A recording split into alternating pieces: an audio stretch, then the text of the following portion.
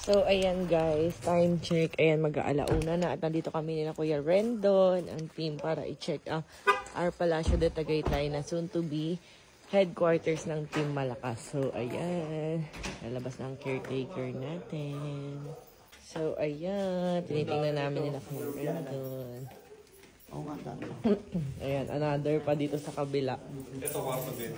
Ganyan din. Ayan o. Okay. Tapos dito na tayo. Dami palang kwarto dito, no? Dami. Ayan. Oo, inaayos pa yung ano. Wala tayo nag-haunted house. Ayan yung pool niya. Ito, buksan natin, pakita ko. Bukas ba? Kailang malaki yung capacity. Yes. Bila.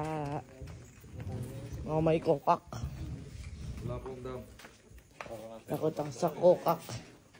Ito naman, ganito naman kay Rendon. Iba lang. Your- naman, no? Your Highness naman Hindi ang gagawin sa akin, ano? Studio. Ayan. Okay na to. Pag studio. Parang ang mangyayari. Kaso ang daming, may ganito-ganito sa akin. Ang open sa akin to. Ano ang gagawin dito yung parang yung half Ayan, dito tayo. Yung pool.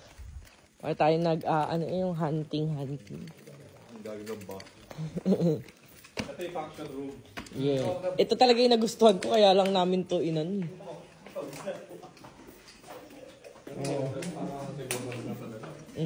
Ayun na, tinan mo, laki oh. Laki.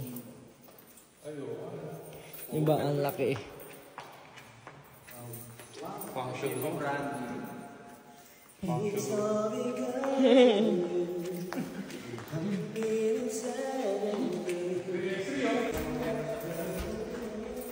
Ito naman, parang yung dito muna yung holding area.